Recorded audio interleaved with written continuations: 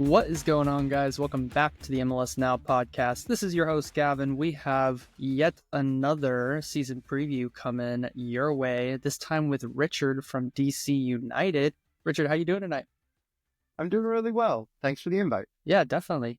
So, DC United, Richard, you may not have seen it yet, but yesterday we did our season prediction episode, and we posted it today, actually, the 19th of February. So whenever you're listening to this, it's probably a different day.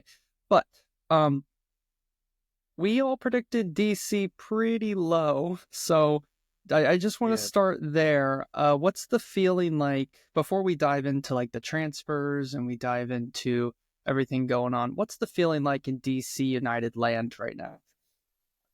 I have to say, listening to local podcasts, talking to friends and trading, different, Discord groups and that, we're not really excited about the year.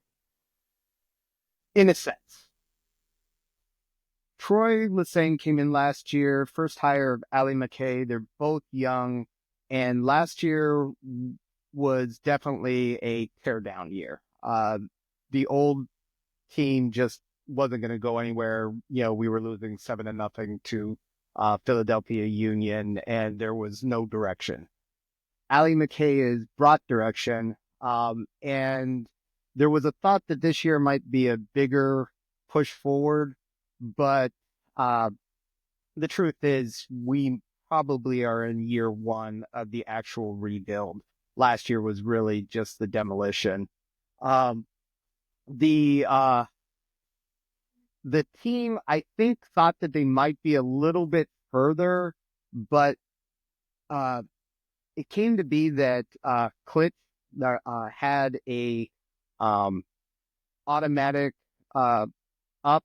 He had met certain contractual goals, and so had another year. And I think the team was not ready for it. And this actually probably caused the biggest consternation in the offseason. We gave away Klitsch for nothing. We got a pick, which we sold for little, GAM, and we got $300,000 in GAM for him. So he is a DP on our roster playing for Atlanta United. So that wasn't a good start. But around that, you saw Ali McKay putting together a lot of the foundational pieces. You saw a lot of young players being brought in. They completely rebuilt the goalkeeping room. You saw a younger center back brought over from Scotland, an Australian named Rolls, left-footed. You saw new wingers come in, replacing the likes of Christian Dahomey and Pedro Santos, who were not good fits in the old system.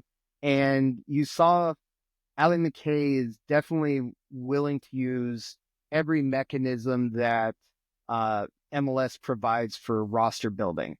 But it's a lot of young players or players with a lot of question marks. Like we brought Leo from Nashville, and he could be a DP level player, but he's been hurt a lot. So we don't know what he will offer.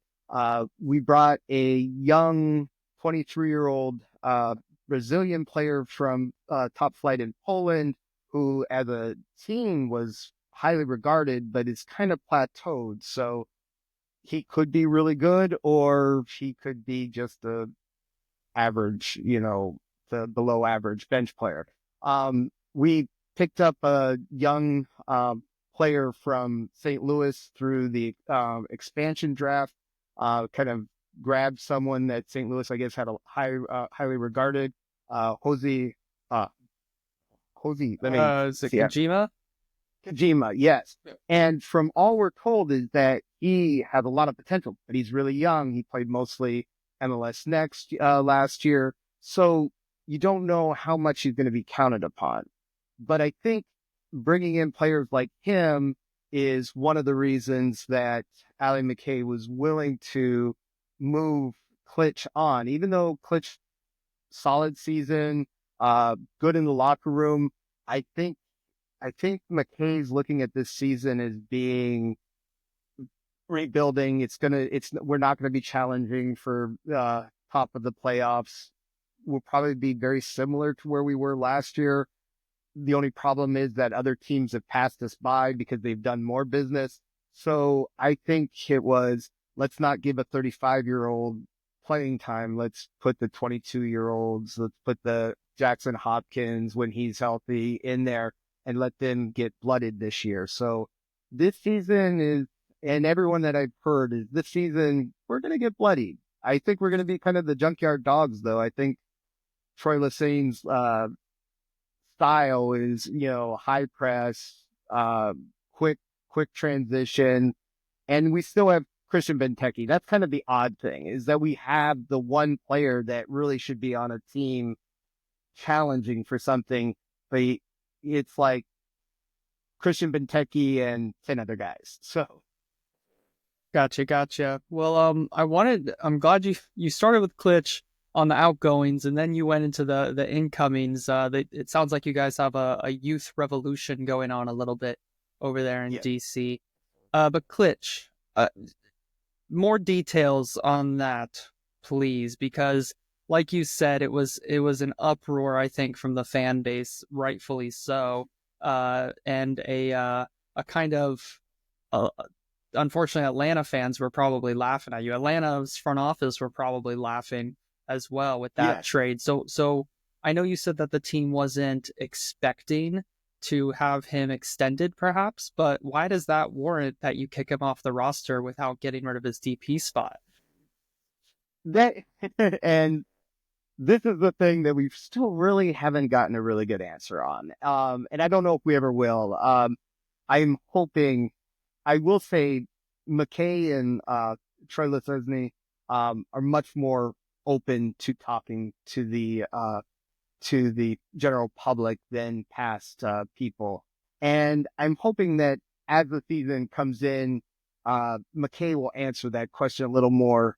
That's why I think the speculation is the minutes. The Klitsch put it all out on the field. No one could ever question his effort.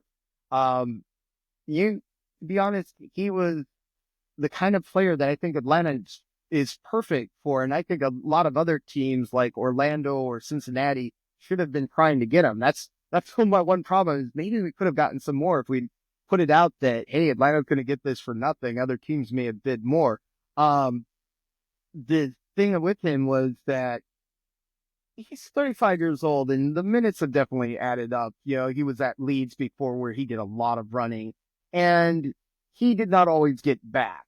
And when you're pressing up like DC United, which Coach Lassine wants to do, is there were a lot of gaps, and we gave up a lot of goals, especially late in the games, partly because the middle of our field was uncontrolled. We had a very young Finnish player in, well, shoot, I'm blanking on his name now, Papola, and Klitsch just couldn't cover the distances required, and we had lost Canals to pretty much a season-ending illness. And so I think that's where I'm thinking that they decided they were going to use his minutes for youth movement. This is going to be a get guys time and experience so that next year when we have Klitsch's DP spot open and possibly another if they decide to go with the 3 DPs. This year we're technically going with the 2 DPs for U22, even though we only right now have 2 U22s because of another kind of crazy transaction recently. And so we have and we have Christian Benteke. So the thought is next year Benteke has been extended that he could come back next year. They'll have Klitsch's DP spot, and they'll have all of these young players who have been bloodied, who have gotten lots of minutes, and are ready to take some of those next steps. Awesome. Thanks for shedding some light on that crazy deal. Um, It was crazy. the guys who are coming in, I know you kind of did a great overview there, but is there anyone in particular you're really excited to see that people should be keeping an eye on this season? Well, we definitely. I mentioned them earlier. The um Jose Kijima. I'm gonna have to learn that.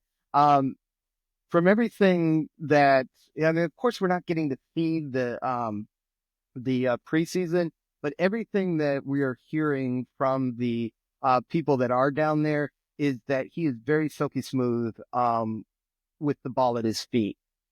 Passing could be a little bit better, but that he is going to try to break down people. And that's a big part of what DC United needed. They needed someone that could like willing to like take on defenders with the ball at their feet. Um, the other one is our goalkeeping. Kim Jung.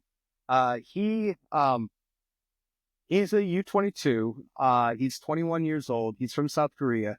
He is really putting in the effort. Like he came here with very little English, but they've already like had some interviews with him showing him speaking in English. So he is putting a lot of effort and they have done a lot to like make him comfortable. Um, Alex Bono was a workhorse. I never discounted his effort, but he was a little bit slow-footed. His passing out of the back wasn't the most accurate, and he had a tendency to maybe be slightly out of position, that you could just be chipped and things like that. Um, the bits that we're seeing of Kim is that he's much more athletic, much quicker, has really great feet, and so with him, um, giving us a little bit more comfort in our goal. A new center back pairing in front of them with a left-footed player, a natural left-footed player who's a little more quick, really accurate passing. I kind of feel that we have set up a team that is going to do a lot of get the ball out to our defenders quickly and then long passes up to guys that are either Benteke's head or guys that are streaking. So we've added a lot of speed to the team. Another pickup that I'm excited to see because we just got such a very little bit of him was Schnegg last year, our left back. DC United did not have a left back last year. Other teams saw it, exploited it constantly. It was really, it was really depressing. But what I see with Schnegg is that he's very similar to Herrera on the right. Strong, good with the ball at his feet, able to bring the ball up, very accurate long distance passer. And so this year, what we could see is instead of so much of the attack having to go up on the right side, we can be much more flexible with which way we're bringing up the ball. And I think that'll just make the team so much better. Plus, that gives us another guy that can put the ball on Benteke's head, and that's our strongest weapon. And that's a great segue point there because Benteke, obviously the Golden Boot winner for a team who did not make the playoffs in 2024. Hopefully he can do that magic again. Your main tactic really was get the ball in the box and let Benteke head it into the back of the net. Is that really the plan again this season, or have you heard anything tactically setup wise that the team is doing a little bit different? I again, this is you have to take the little bits of information that you get, Right. and when you're looking at the players that they've brought in, what I have seen is there is a lot of flexibility. One of the things that you would see last season at times, and our best game last year was in Atlanta when DC United won 3-0. And what that game did, Benteke scored the goal. But what you saw, guys that were able to press and then move, and we would get the ball and you would see like Stroud would start out on the right. He would suddenly be in the center and Aaron Herrera would be up high and, KDP would be falling back, covering the middle, and you never knew where guys were going to be attacking from.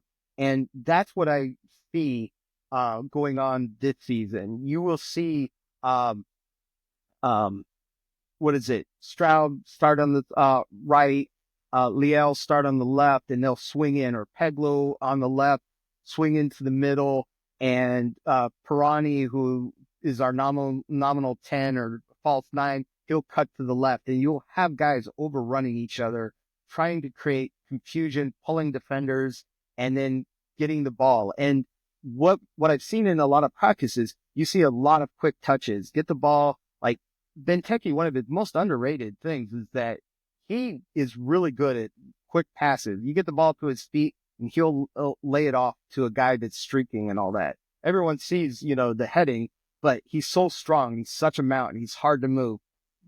Quick passes into him, and then him laying off to a guy that's running past, and then they're past that line of defense. I think you'll see a lot of that. I think that is going to be, outside of Benteke, how they create a lot of scoring opportunities. Now the question is, can those players put the ball in the net? We had a lot of guys. I mean, for the longest time last season, it was Benteke, 15 goals, and 9-10 players with 1 goal. And that was well into August. It wasn't until like the end that we saw Pirani start putting together some goals. And I think a lot of it's going to come down to him. I think it took a while to get comfortable in the area, but this year he's been here. He has another Brazilian on the team. He got married. He over the off season, they've been doing a lot of work. He stayed in the area to get more acclimated. I think we'll see him be a little more comfortable and have a little more confidence on the field, because I think because of that ending, he saw, hey, if I get in the right spot, I'm going to get goals and all that. So he's never going to be one of the top guys, but I think he can be what DC United needs and all. And then with the other guys moving around and all that, I think we'll see a little quicker getting goals from players, but I don't think we'll see many guys. I think there'll be one guy, Benteke, with double digits, and then a lot of guys with 2 or 3 goals. Yeah, I remember when Pirani came in, he was certainly a player I was interested in, because you guys obviously had Taxi Funtas, and he was an amazing player, really dynamic, and unfortunately he left the league. We all know why. But yeah. But for Pirani, like, he's kind of that next dynamic attacking midfielder, and he just hasn't lived up to those levels. So no, yeah. And it's a lot of it, I just think, with confidence. He just would get the ball, and you would see him thinking too much out there. He didn't just like go with the flow. And in today's game, that's what you need. You need to be able to already have your pass or your dribble plotted out well before you ever get the ball. So right. Well, let's step into the realm of a dreamland for DC United. I'm going to put your guys' ceiling at a home playoff spot. You guys to get into the top 4, you've shocked the world. that would do that. Yes. What went right in the season to allow for DC United to finish in a top 4 place in the East? The biggest thing is there's 2 things. These are the 2 things that I want to see DC United fix this year. Our defense first. We gave up way too many goals. There were too many games where we were in it and then gave up a late goal and lost. Or Orlando comes to mind at DC. Orlando was at the bottom. They were flailing, and DC United kept all the pressure on them and kept going up, and then just gave up goals that were so unnecessary. And it turned Orlando's year around. And as I said, our best game had been against Atlanta. We dominated Atlanta.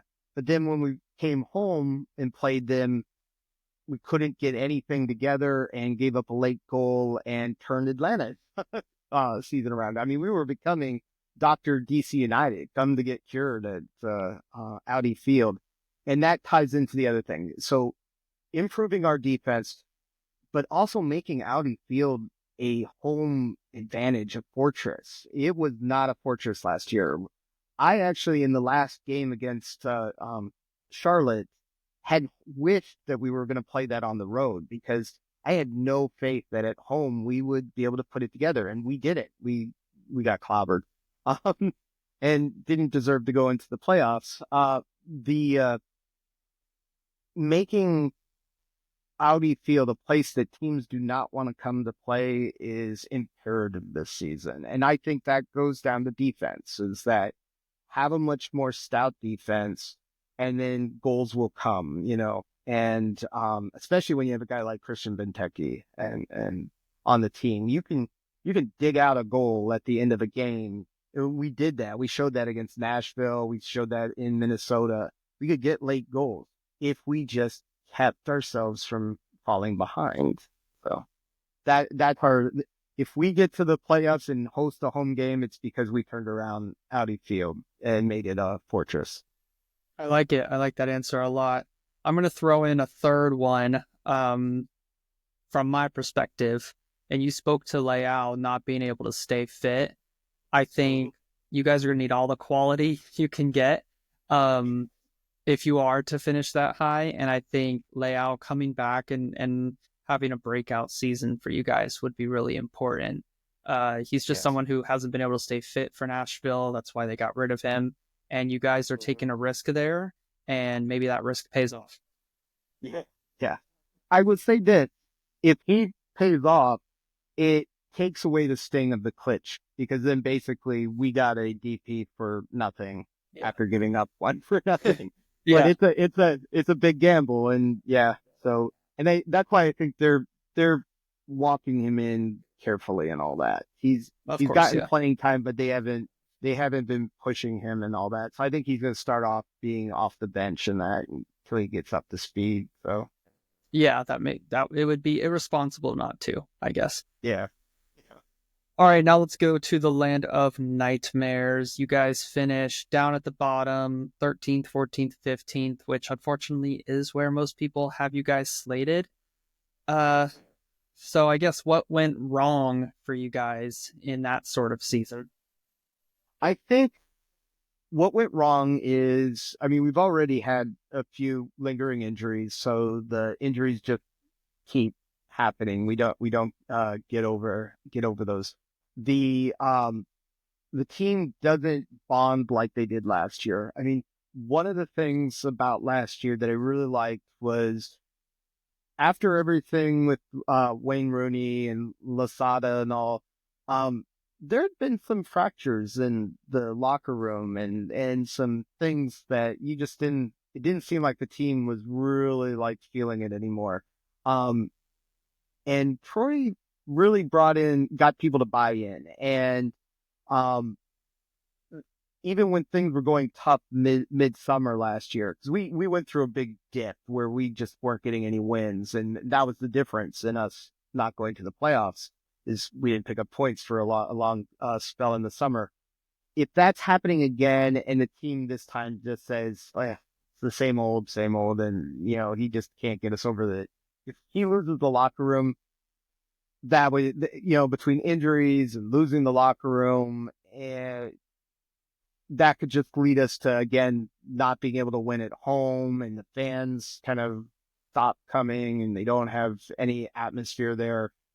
And then it's like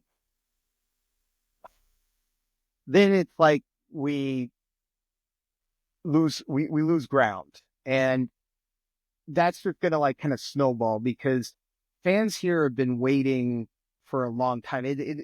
We're second year into McKay's project, but we are 15 years since this team has really been something in MLS that teams had to respect and all. And, we've gone through some really horrendous seasons and, some promises that the stadium was going to change things. And we're now what, 6 years in the stadium, and it's like, we're still waiting for that promise. And what we've seen is other teams have come in and joined the league, and they are been bold and brave and made these amazing deals and brought in like incredible players, which we thought we were going to do. I mean, there was this kind of promise. They brought in Wayne Rooney, and they had built upon that. We could have been something, but they brought in Wayne Rooney and then like stop. Yeah. And so that's why like at the beginning, I said, I do see that McKay has got a strategy, and I'm willing to give it. I think a lot of fans are willing to give. And I heard Greg Roach on the Soccer Wise. He was talking with David Goss, and I think this could very well be that we could stay at the same points, or maybe even go up a couple points, but we could be passed by. We could be lower in the standings because these other teams have been bolder in that. And I think fans will be willing to give one more year, but it'll be like real hot seat at that point. It's like, okay, you now have DP spots. You have to make a splash. We can't just do these little nibbles anymore. You had the rebuild year. Now you got to do the final touches. So I think the nightmare, we could be lower in the table and still have the same points that we did last year is part of the night, and so that we kind of feel like we're stuck in the mud type thing. Definitely, definitely. Well, I know I asked for who you think is going to be a good player from the newcomings, but overall within the squad, who's a player people should be keeping an eye on? I originally would have said Cudi Pietro because he's a player Yes. who is great in moments. He comes up with great moments, but unfortunately, you guys traded him. So who's the new Cudi Pietro? Who's the new fun player coming out of DC?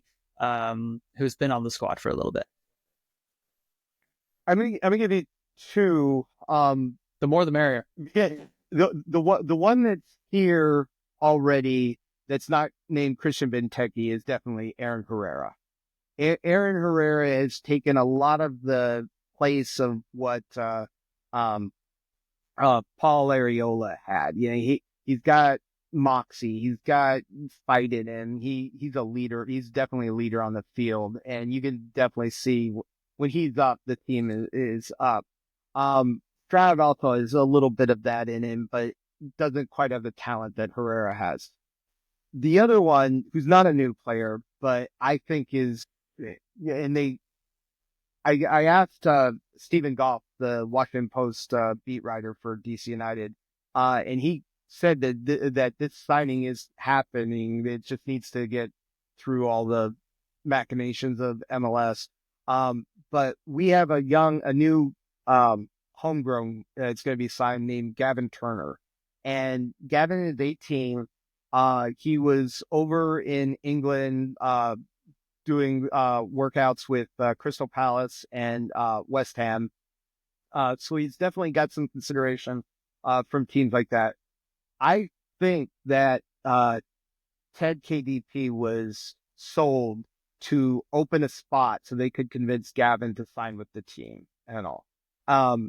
I think if Gavin wasn't willing, I don't think they would have made that deal. I think we need to show that he has space. And because this is the other thing about DC United that is leading us to issues is that we are still the only American team that does not have an MLS Next Pro team. It's hurt us with a number of player development.